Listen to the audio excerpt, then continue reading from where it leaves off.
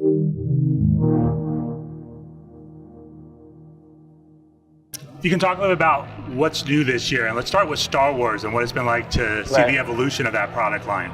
Man, the Star Wars project, initially when we got in conversations with the Lucasfilms and the Star Wars idea, when it started out something that we thought wouldn't be as big as it actually is. Like, I don't think people identify with how passionate people are to the brand, and I think over and over, our generation is training the next generation to enjoy it. And then because they take pride in what they do, they're able to create the type of storylines and utilize the new technology to make something that is, you'd have to say it's a period. Look how long ago they wrote the stories.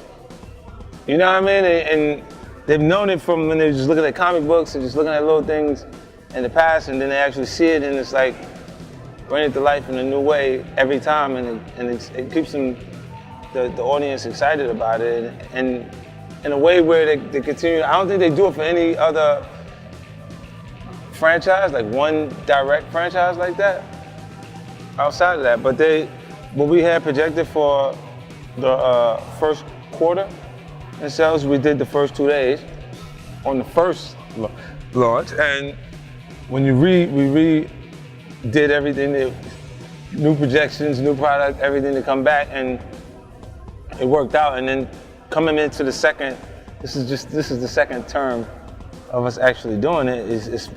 We're really well prepared to make it an even bigger success by being geared up for how much people would actually want it, And it's cool. Like, they took a lot more time and put a lot more detail into what the headsets were, because they wanted to feel like the character feels, so they went, and we actually went through a whole lot of different ideas. You'll find the time to take detail to make it exactly what you feel like it should be when you understand it's a really big deal, to the person that's actually going to get it. And I mean, it worked out all the way. I'm completely happy with that one. Like, and you gotta imagine what it's like to have success on a project like that, and the marketing connected to his newest film didn't even start yet. Like, like that, because that reignites everybody's energy and additional attention to it, And I think when, overall, with projects that if people have things that they're connected to, like in a different way, that they prefer that over something that's just standard. Something that's just out there that doesn't have any meaning. How big a Star Wars fan are you? I loved it. I always, when you think about it, when I went, my uncle took me to go see it, and he was already taken by my grandfather. You know what I mean? It's always something like it keeps carrying, and that's why I said generations earlier, because someone teaches you to like it, but you look for yourself and the experience, you leave there like, there's someone for everyone in it. And they pick who they like, and then that's who they are. I like him, I like this. And then Who was your guy? It carries over. Darth Vader. I like the Darth Vader. The Darth Vader. There's nothing wrong with me. Look, when you find yourself enjoying like projects where you find yourself rooting for the bad guy, it doesn't mean you're a bad person. I'm saying this directly to the viewer.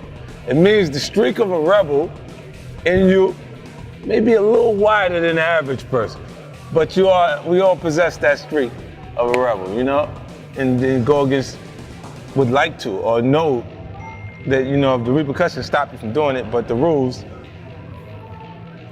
we all have the capability of breaking the rules. And that, I think he was easily a guy for you to like immediately. Outside of it, everybody picks the good guy. And then when you feel like the two sides of it, in every project, you look and you watch and you find your nemesis and you find the guy that's like a hero. And sometimes I go with the nemesis. Like, sometimes I like who he is, what it is.